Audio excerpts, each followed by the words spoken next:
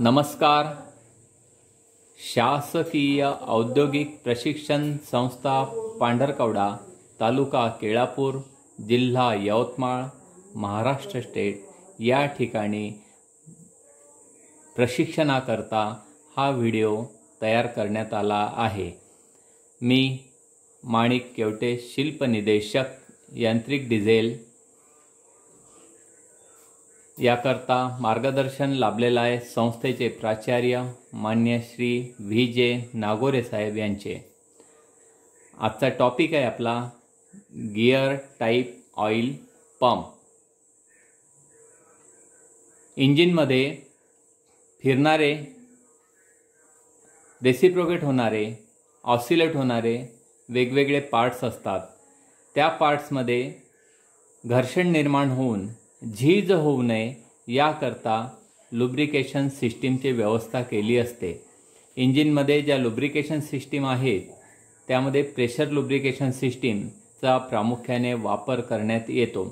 इतरही lubrication system त्यात आहे.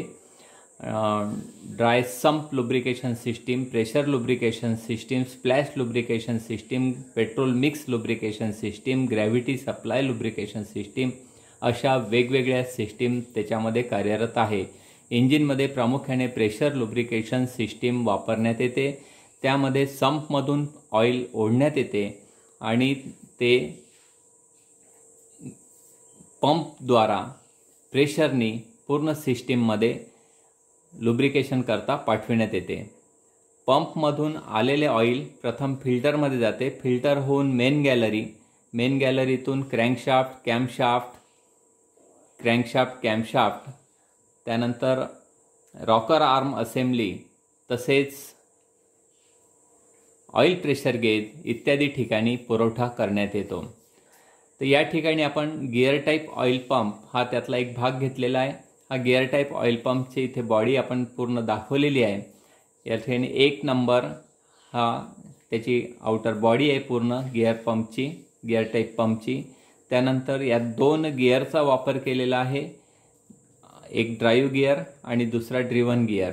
2 गिअर जर आपसात फिरत असतील तर एक क्लॉकवाईज जर फिरत असेल तर दुसरा अँटी क्लॉकवाईज फिरतो. या गिअरच्या फिरण्यामुळे त्याच्या इनलेट साईडला व्हॅक्यूम निर्माण होते आणि ते आलेलं ऑइल हे गिअर टीथ आणि केसिंग याच्यामध्ये प्रेशरनी आउटलेटकडे पाठवण्यात येते आणि याचा आउटलेट हा फिल्टरला जोडलेला असतो. त्यामुळे सगळं ऑइल हे फिल्टर होऊन पूर्ण सिस्टीममध्ये कार्यान्वित होते. धन्यवाद.